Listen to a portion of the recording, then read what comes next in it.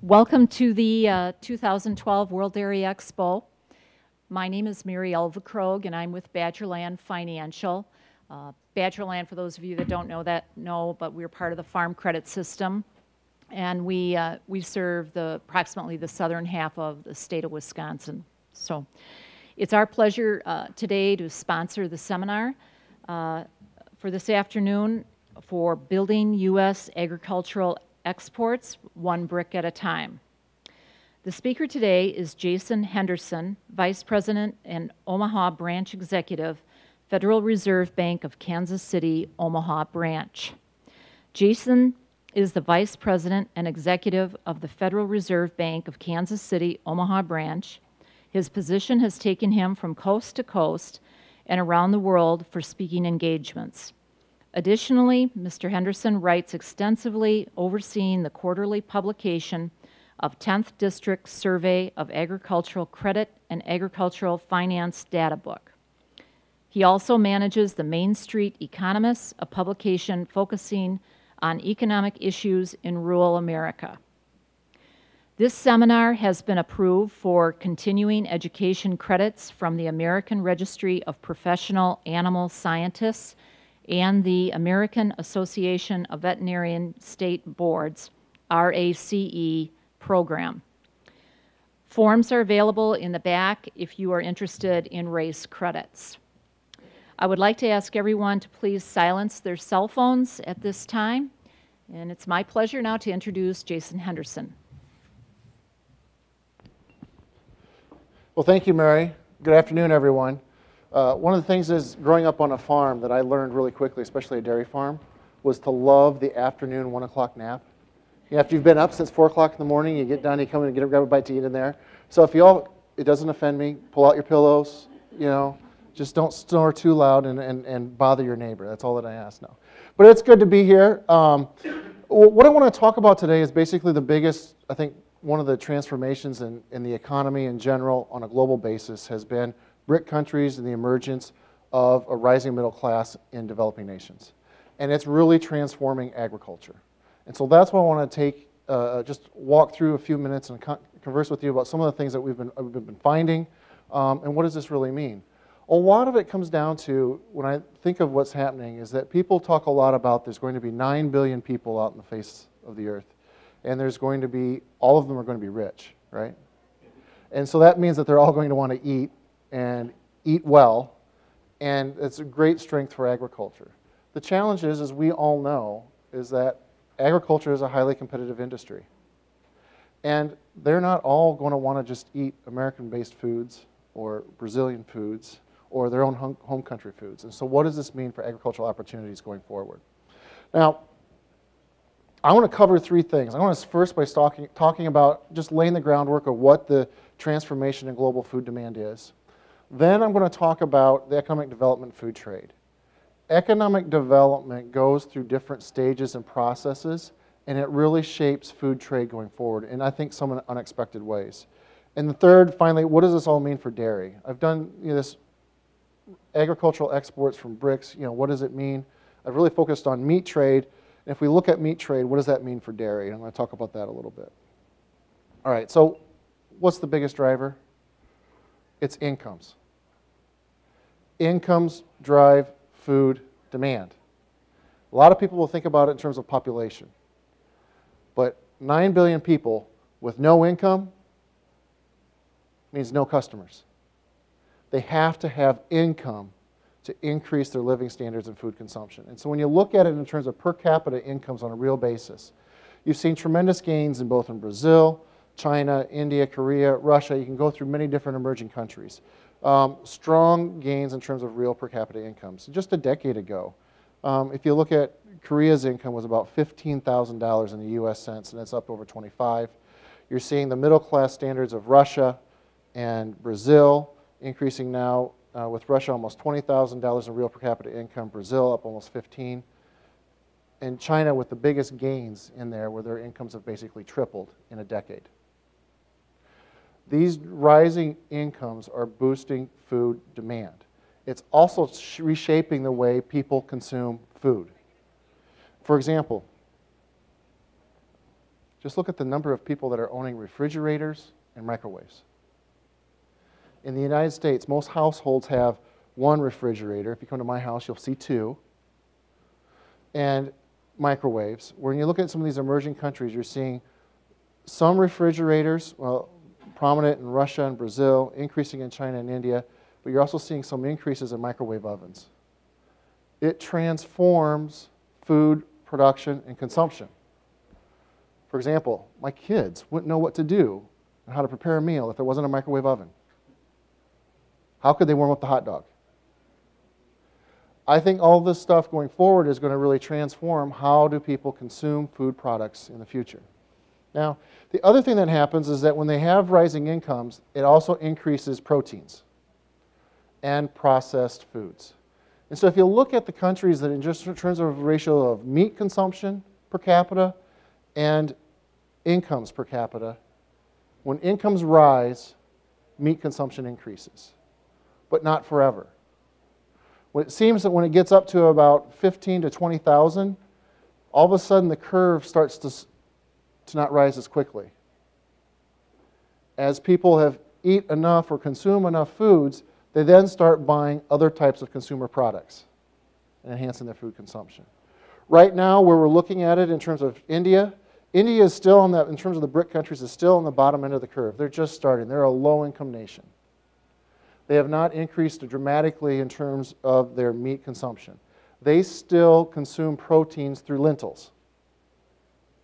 I don't know what a lentil is, but they increase it through lentils. It's primarily chickpeas, or they have some other issues in there.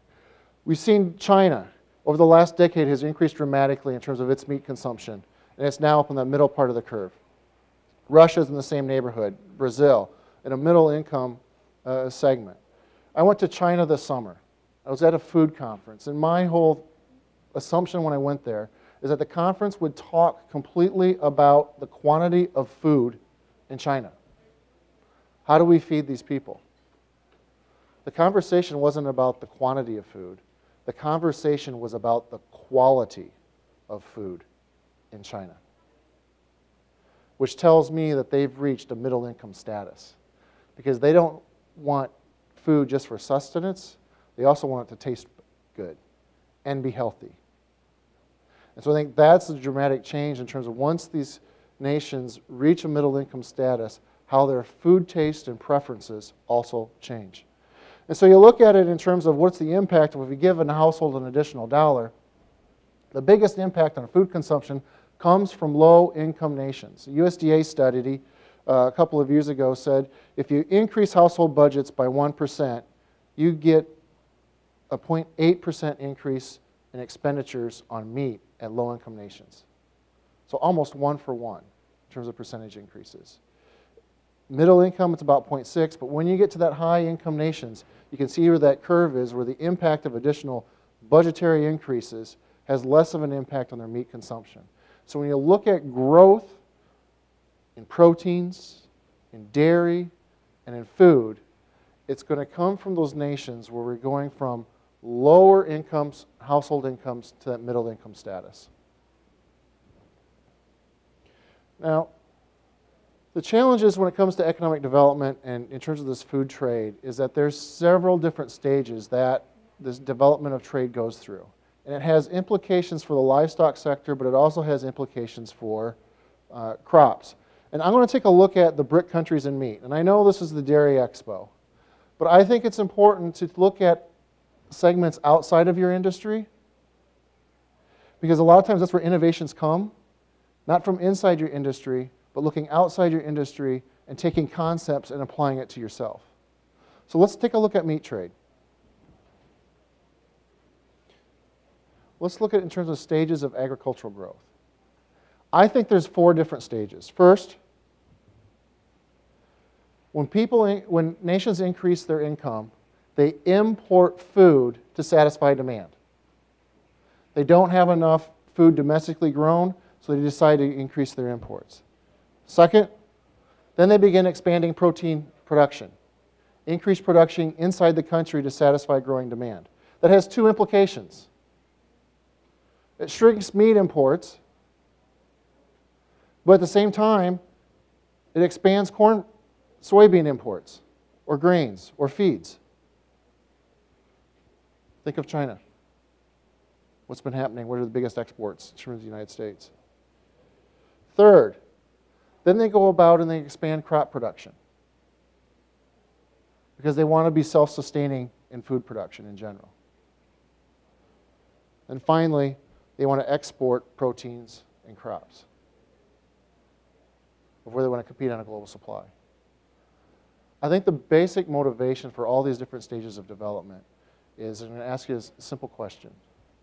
How many of you believe that a nation, to be a world power, needs to be self-sustainable in food production? If you believe that, what are these emerging and developing nations going to be focusing on to become a global power? They're going to start primarily with food. So let's take a look at Brazil, because I think it's the classic case that has gone through all the pretty much stages of production. You start with stage one. This is the 1960s to the 1980s. Real per capita incomes went from about $1,500 to over $5,000. And their import share of consumption, which is in the chart, went from basically zero in the 1960s to almost 2% in the 1980s. Everybody here remembers the 1980s recession, right? In terms of agriculture. Brazil went through the same thing. Their GDP went down, and so you see that in terms of their import share, that also contracted. Then with the recovery in the late 1980s, their import share with stronger economic growth went up to almost 4%. They're importing 4% of their meat consumption. At the same time, they started building their agricultural meat livestock production base. And it really started to emerge in the 1980s. They're producing more of their own meats domestically, but at the same time, in the 1990s, their imports of corn and soybeans went from about 632 million metric tons, or 1,000 metric tons, to over 2 million metric tons. It increased by a threefold. So you had 3 times the increase in what was happening in terms of corn imports. Then once they hit stage 3, all of a sudden they started to expand their corn and soybean acreage growth. It was growing at about 3.5% per year for the decade of the 2000s. 3 times as fast what it was in the 1990s. And today, what are they doing? They're not only exporting crops, but they're also increasing their meat exports by almost 3 times, 250%. A stage of evolution in terms of a country moving through to where they're going to be sustainable in crop production and livestock production to the point that they're going to be an economic juggernaut on the export industry and stages of development going forward. When I was at that conference in China, there was a government official from China, and he laid out their economic development plan for food. The first thing that they're going to be sustainable in, food crops, wheat and rice. The second thing they're going to be sustainable in, is what he wanted, was the meats. For them, it's primarily pork and poultry. And after they get sustainable in that, the third thing they're going after was food grains, corn and soybeans. Now, I didn't talk to him after I gave my presentation, or I don't think he was even in the room, but it echoed pretty much what this research that I've been doing over the last couple of years has been saying in terms of the stage of progression and development. Now, let's look at other BRIC countries. Russia. It's going through the same stage of development. 1992, Soviet Union collapsed. You had the Russian Federation that was formed. In terms of that red line, you have the percent of consumption imports on meats. It jumped up quickly to over 40%. It held that way throughout most of the decade, and since 2008, it's been declining. What have they done? They've been increasing their meat production capabilities from about 3.3 million metric tons to 6.2 million metric tons. At the same time, they're now starting to see, since 2006, their corn and soybean imports are falling, and their corn and soybean production is up. They're going through this stage of production. They're probably stage 3. The question is what's China going to do? Right now, it's how quick they're in stage 2. They are building their livestock production capabilities. I get reports on all time periods about how, right now, one estimate coming out of one private analyst is looking at the backyard production of pork in China is now quickly falling to 15% of their actual production. A few years ago, it was about 75%. Backyard production is where they throw out the scraps off the table. Dramatic transformation in the pork production in those countries. And in the last couple of years, what have they been primarily importing in terms of China from the United States? Soybeans and cotton. Soybeans to feed, cotton to clothe us. So we've seen dramatic changes. So how quickly can China move through that stage of development where they're increasing their meat consumption to the point where they can be self-sustaining in their own production? And finally, in terms of the BRIC countries, it's India. India right now has an annual per capita GDP of about $1,500. They do not import much meat. They don't consume much meat. And I think India is the one that's going to be the next step. And one of the questions is how quickly will India grow? Could it potentially be the next type of market that China is today? And one of the questions you have is they could grow at 10% per year, and they would still remain a low-income country for over the next decade. So I think India has a long time and a long ways to go before it's the next protein market out there. But a lot of it depends upon demand, incomes, and I think personal preferences. So what does this mean for the dairy sector? I mean, that was just meat, kind of those general trends. Is dairy similar, or is it completely different? And if you look at dairy, the basic fundamentals, I think, are generally the same. If you increase incomes, personal consumption of milk products and dairy products tends to increase. You have low-income countries on the left, you have the United States completely on the right, and you have this upward shaping curve that tends to diminish as you get to more of a middle-income status. The other dynamic is the impact of exports. In 2005, I went to a dairy conference, and I was talking about dairy. And somebody asked me what was the next movement or the biggest transformation. And I said, I think it's going to be export activity. One of the comments I got back was, this guy doesn't know what he's doing because we don't export milk. Today, we export milk. We export a lot. In fact, in 2005, 2006, we were exporting less than $2 billion. Today, it's approaching $6 billion per year. Huge transformations in what's driving it. And so if you look to, let's say, prior to 2006, you had milk prices moving up and down, but it didn't have any reflection on what export activity was doing. It was mostly a supply issue. Years that we produced too much, milk production went down. Years that we produced too little, milk prices went up. But however, if you look at it since 2006, 7, 8, and 9, when you get that surge in exports that happened in 2007 and 2008, milk prices skyrocketed to almost $20 per hundredweight.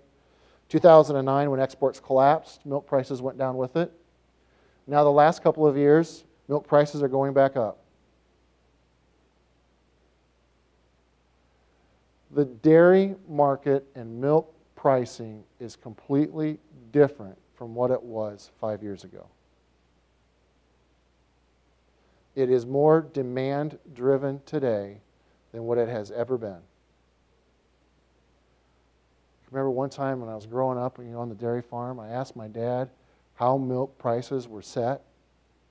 How did he know he was going to get much paid? And he says, I have no idea. The co-op just gives me a check. because it was based on some price in some place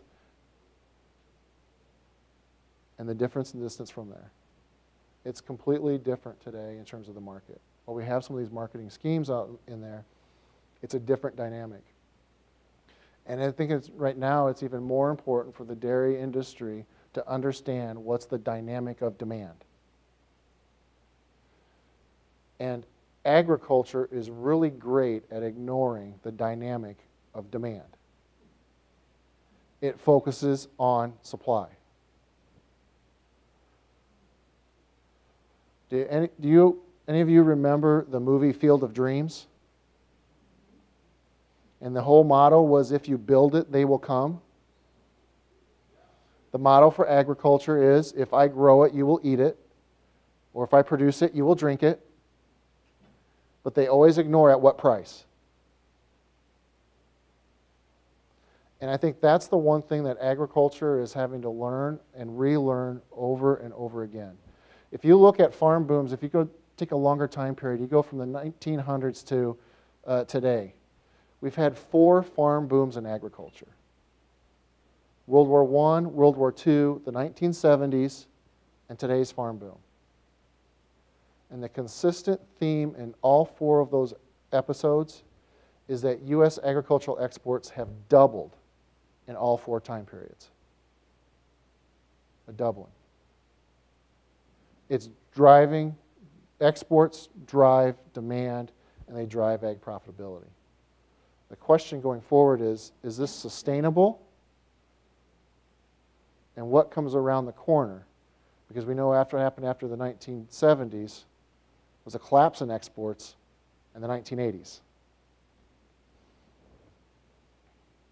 Now, if you look at it in terms of the dairy production, these shades are the shades of the stages of the different productions that we've had on the meat trade. But if you look at Brazil's dairy industry, similar trends. As they're increasing their income, they increase their import share of non-fat dry milk and dry whole milk powder. Then in 2000, once they got their own industry established, their import share of these products has fallen dramatically, basically down to 0, even as they've increased their own individual consumption. And today, I think Brazil's on the verge of becoming a major exporter. They are a major exporter in terms of the non-fat dry milk and the dry whole milk powder. This pattern of development in agriculture is consistent across the livestock sector, and it's consistent across the dairy sector, and it's going to have major implications in terms of who's your competitor on the global stage and when they get there.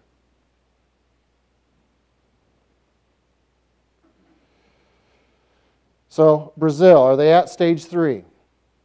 Let's just take a look at whole milk powder. Right, 2008, they were exporting about 7.5% of their annual production.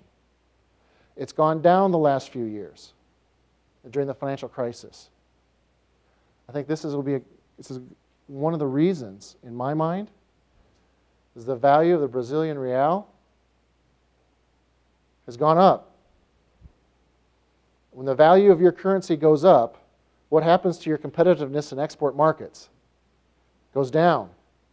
I think that's the challenge that Brazil's facing right now. It's kind of the opposite of what we're facing in the United States. U.S., our value of the dollar is weak compared to where it's been historically. How's the competitiveness of U.S. dairy products in the market? It looks pretty good. So I think that's one of the lessons that we can take by looking at Brazil. It's not only about economic development, but it's also about your competitiveness in global markets, some of it coming from the financial sector, and the value of the dollar. I think China and Russia are in stage 2. They're still increasing the import share of their consumption of whole milk powder and non-fat dry milk. India is still at stage 1. They just don't have the income to buy from global other parts of the world. At what point in time does India reach that stage? What transformations does another 1+ billion people purchasing dried milk have on dairy consumption across the globe? The other thing is we've seen this radical, transformation in the top 10 destinations for U.S. dairy exports. If you just take it what it was in 2000 and 2011, you see this dramatic increase, which I just showed in the other chart. But there's about 4 things I want to highlight on this. The first, we all know about China. In terms of U.S. dairy exports, it was 8th 12 years ago. Now it's number 3.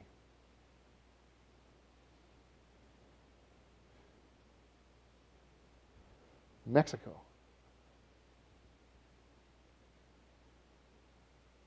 Tenfold, almost, increase in our exports to Mexico. Now, some of it might be that they're as dry as we were this year, and they're having to liquidate herds. But some of it is probably going to be an emerging middle class in that nation. The other one, though, point I wanted to point out was, look at what everybody was calling the Asian tigers. Turn back the clock about a decade, and everybody was talking about the Asian tigers. Japan, Philippines, Taiwan, South Korea, Hong Kong. Some of them have grown continually in terms of their dairy product imports from the United States, like the Philippines, Japan, and South Korea. But others like Taiwan and Hong Kong have pared back. They've fallen out of the top 10. It's increased, but it's fallen back. Where's the growth going to come from in terms of the Asian markets, in terms of the Asian tigers? But also, there's this new emerging segment of the global economy that I think is on the verge of increasing and breaking out. Indonesia, top 5 in population, I think, in the globe. Vietnam has had some tremendous growth recently, and Malaysia. We're number 7, 8, and 9 in terms of U.S. dairy exports, with growth, tremendous growth expected over the next few years of over 5% over the next 5 years. And think about it. U.S. we're expected to grow about 2% this year and into the future for a while. So it's been a real challenge. We also know is that this information, it's all public knowledge. Everybody pretty much knows it. So the U.S. dairy industry is not the only dairy industry that's going after these consumers. Competition is fierce. New Zealand, number 1. You also, if you're going to import into China or going to go into India, they're going to be producing their own livestock production to take care of their own domestic consumption. If they want to be a global world power, they're going to have to be able to feed their people.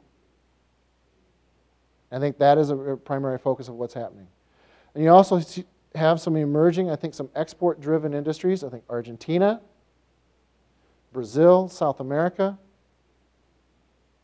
EU has always been a very large milk producer, exporter of cheese and other goods. At what point in time do they really start ramping up and going after some of these emerging markets? The big challenge is that in agricultural markets, you listen to the talk shows, everybody's thinking about how are we going to feed the global population. I mean, when agriculture hits the front page of the New York Times, everybody's talking about it. And I think that's the challenge going forward, is that competition in this market is going to be tremendously fierce.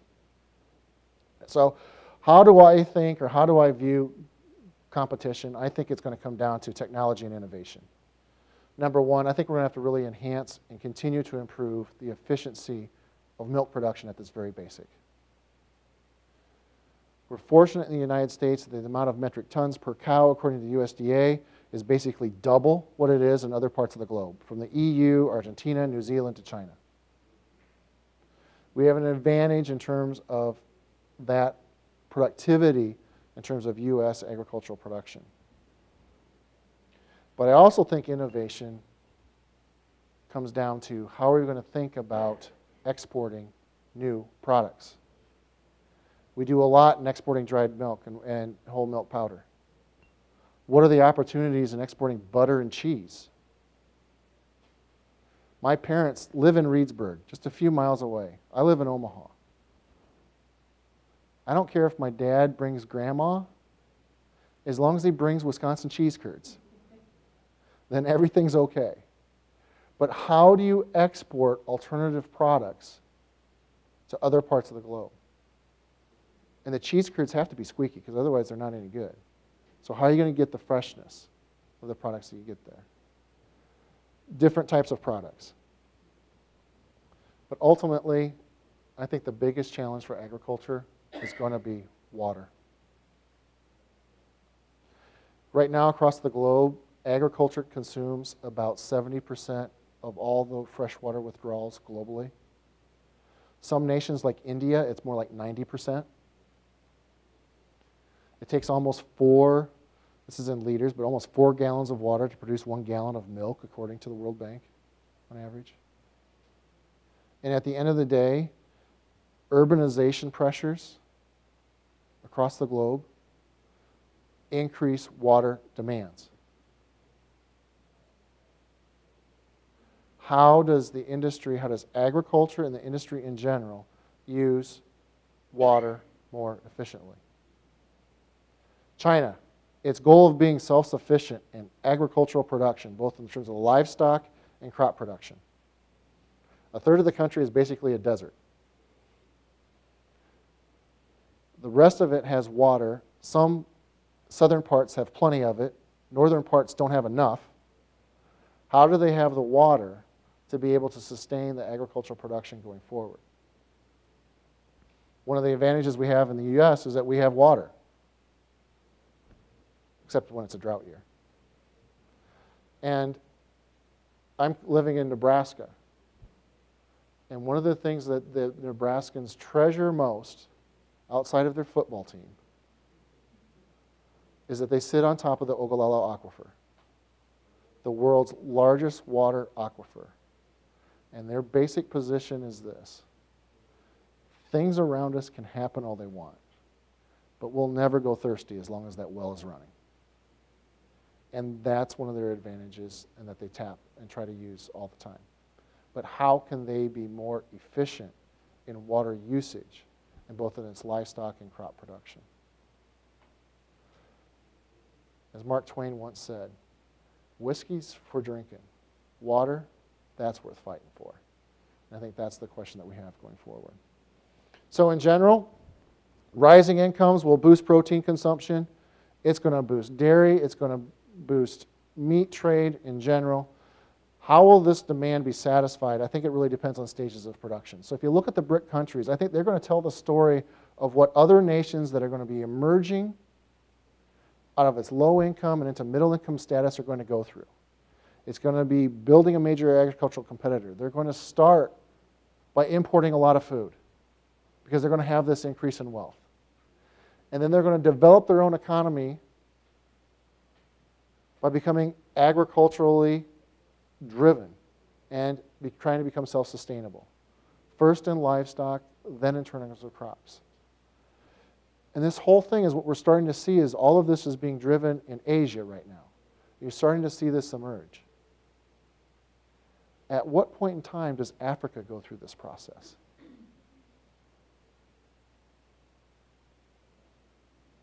And how does their pattern of development emerge going forward? There's going to be huge competition for emerging markets. There always has been. There always will be. I think the big 3 areas are going to be, in terms of agriculture, are going to be the U.S., North America. It's going to be South America. Right now, I think in Europe and Eastern Europe, I mean, they have some water resources and have well-developed systems. But at the same point in time, competition is fierce because you have to get new products. You have to become more efficient with the resources that you use. You have to be able to get it to other parts of the globe. And ultimately, I think what really shapes and what we need to focus on in terms of agriculture is how are we going to use technology, how are we going to adopt it to become more efficient, and how are we going to use our resources more effectively in terms of land, in terms of labor, but I also think more importantly, in terms of people. I'm a product of the 1980s.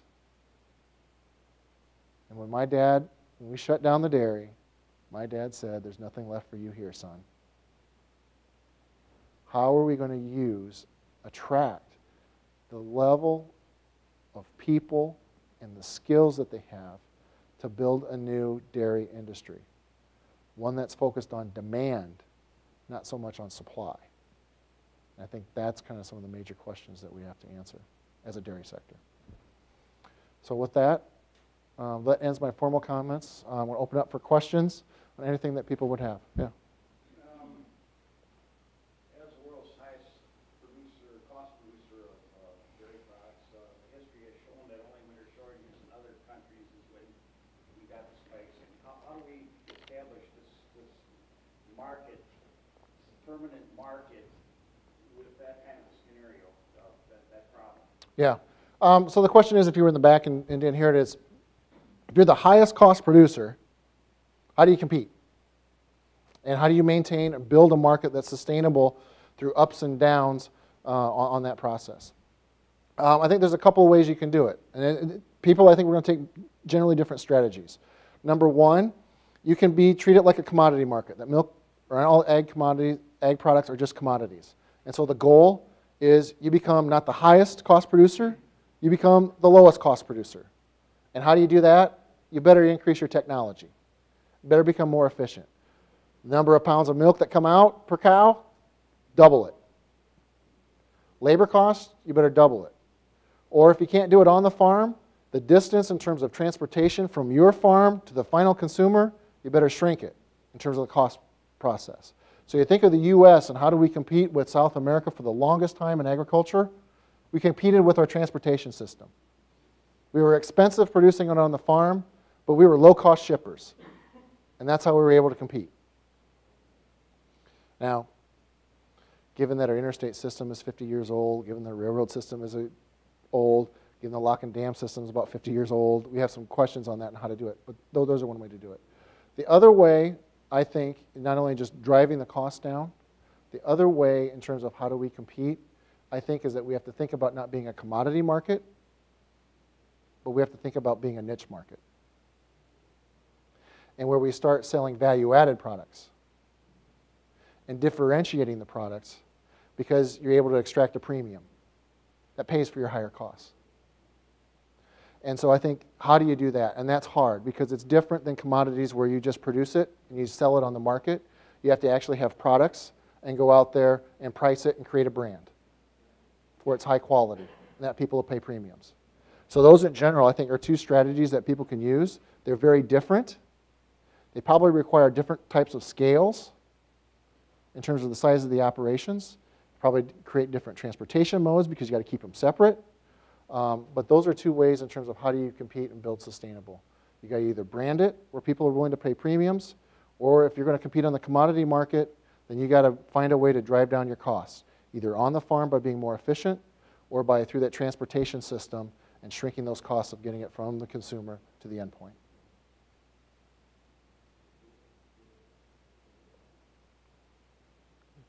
Yeah. What further can New Zealand go? Because it's a small country, geographically speaking. I know it's clearing out a couple of sheep pastures and cows out on there now, but Yeah.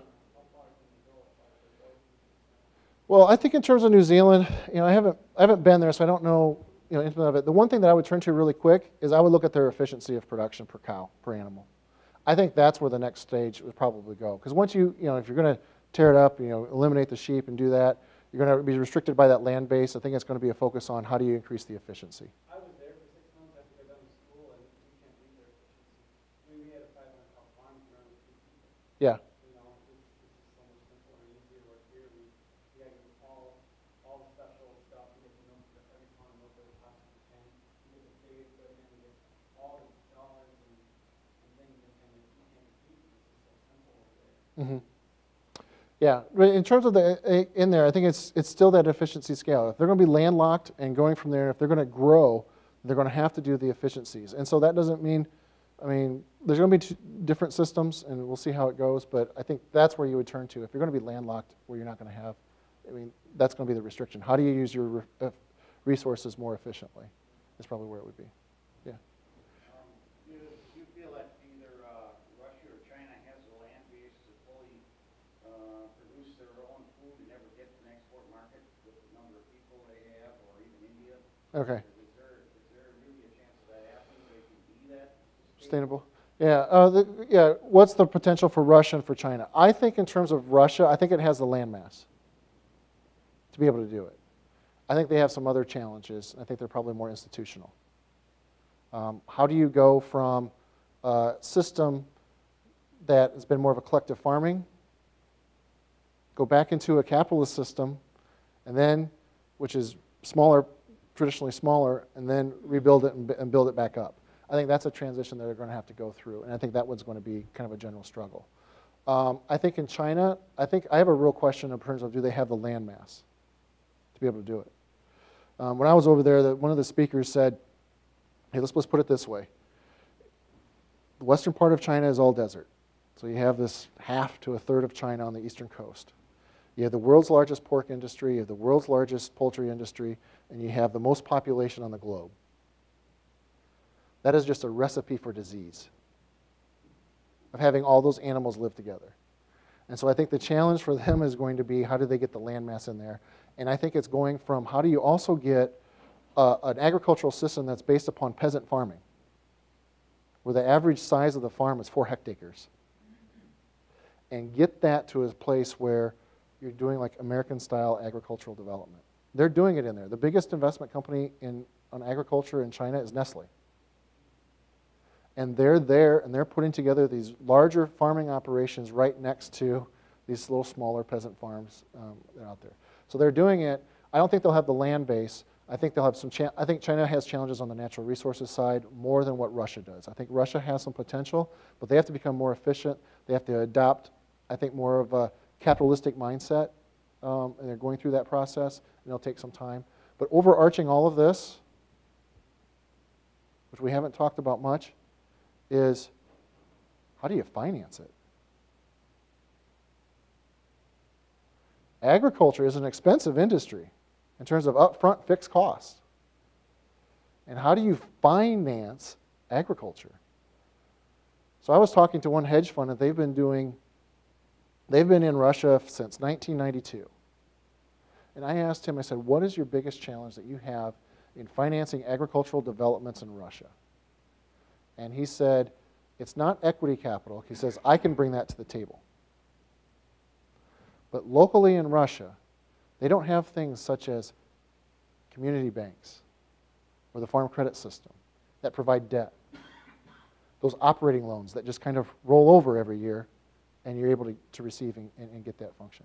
He says that is the one thing that is probably holding the Russian development of agriculture back is the financial structure that they have in that country and not having the correct blend of both equity and debt capital. So that's another dimension, I think, that, and not just land base and resources, but also financial capital. I attended a meeting of the soybean growers. Mm-hmm. They've put millions of dollars in China to build the export business for the last 20 years. They came back from China. The question they were asked is, will there be a supply for it? Not what will it cost you, right. But will you have soybeans for us to buy? Mm-hmm.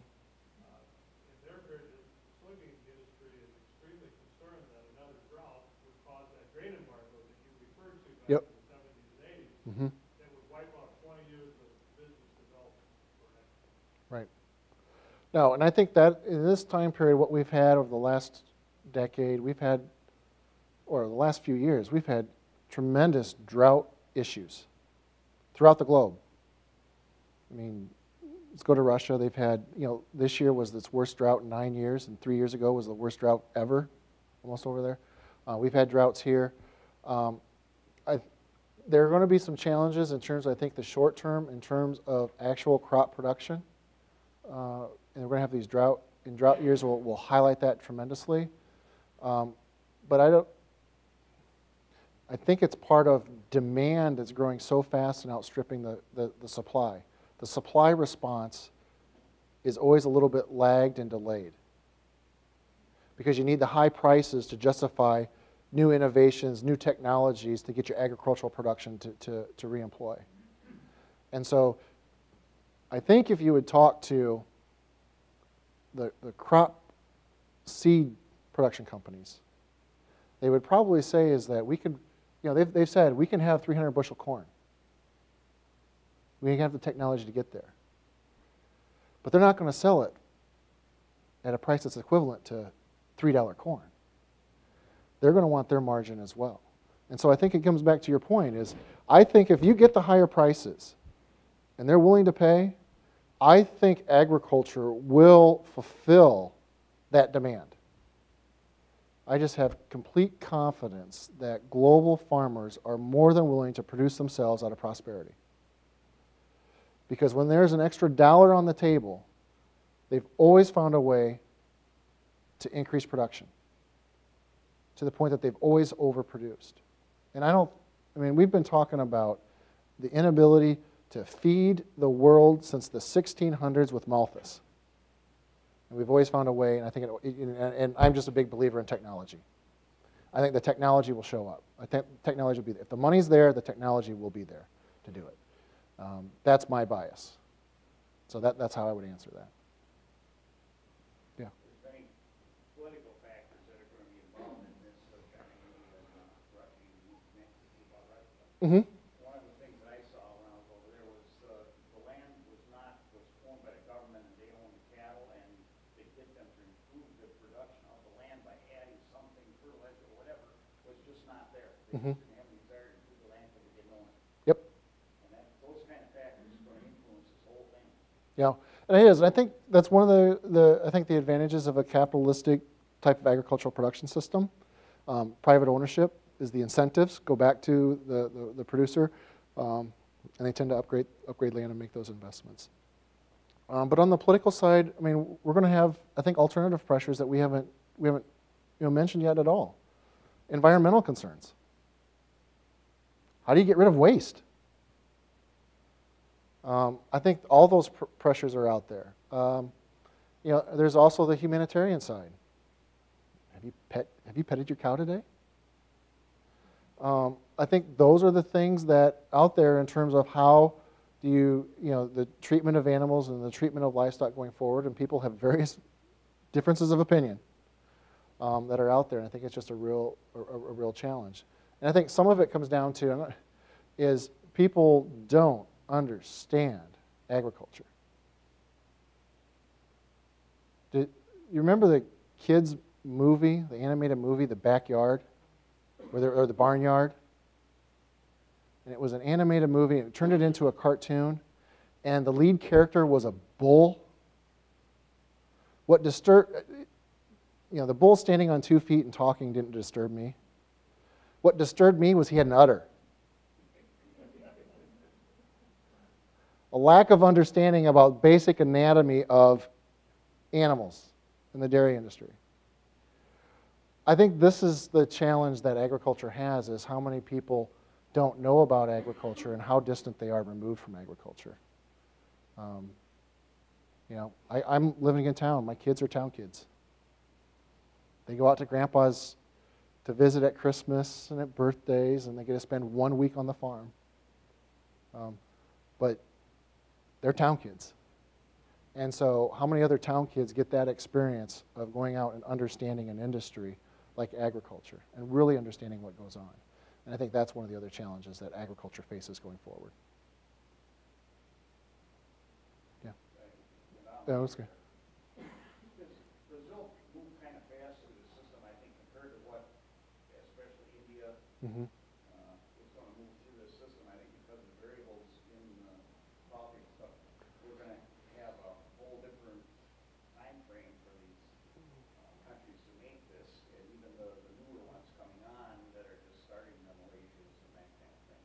Mm-hmm. And so this model of Brazil probably is a little faster than most of the people do that. Is that correct? Well, you're right. I agree. Speed of this transition process is going to vary. It's going to vary by the political institutions, the cultures in there. It's going to vary by the cultural implications. I think it's going to vary by the resources that you have. In terms of process of if they're going to be land constrained, like in terms of China, how do they overcome that? Is it going to take time? I think it's going to be, this transformation is going to depend on technology and how that's transferred over, all those different factors. So there's a lot of factors that affect how this plays out and the time it plays out. Even, think of Brazil. I showed that picture of the mid-1980s. It was increasing, and then all of a sudden it collapsed. That transformation stopped for basically 5 years. And then once the economic recovery began, it started up again. So you have macro factors of global economic growth that are going to shape it. And so you're right. It's going to vary by country. But I think as long as you get income gains rising or growing as they merge to a middle class, they're going to strive to be self-sustaining in food production, especially if they're going to want to be a big player on the global stage, that they're going to have to be able to feed their people. So yes, I think it's going to vary. Some of it might take 10 years. Some of it might take 50 years. But I think there will be pressure in progress, pressure put on for the whole country to move through that process and that stage. Yeah. Isn't it also dependent on the amount of population that these people have to feed to begin with, in terms of their level of being able to be successful? Brazil is probably the smallest populated country. Great. So Mm-hmm. that's going to be a huge factor. I mean, Yeah. a lot of people would be, if they don't have the mechanisms to do it. Yep. It's gonna be, Yeah, for those in the back, her point was it also depends on the starting point in terms of how big your country is and how many people you have to feed. It's easier for you to become an economic exporter when your population is a lot smaller than what it is otherwise. It's also about how do you transition people from agriculture, if you develop it, if you go economies of scale and you get larger, how do you get people to move off the countryside into the cities to work and do it without having social upheaval? That's the one thing that's been amazing about the U.S. You think about this agricultural development. We've went this last century where we've basically moved people off the farm into the cities to become an industrialized nation. And we've had tremendous change, but we haven't had tremendous, I would say, upheaval. That doesn't happen in most countries. So, with that, thank you. Well, thank you, Jason.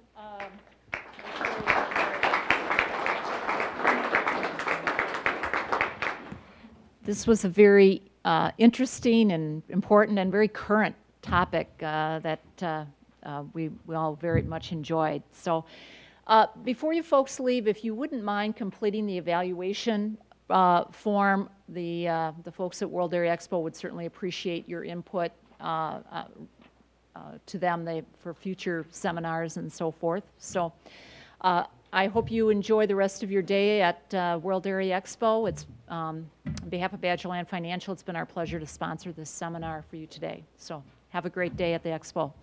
Thank you.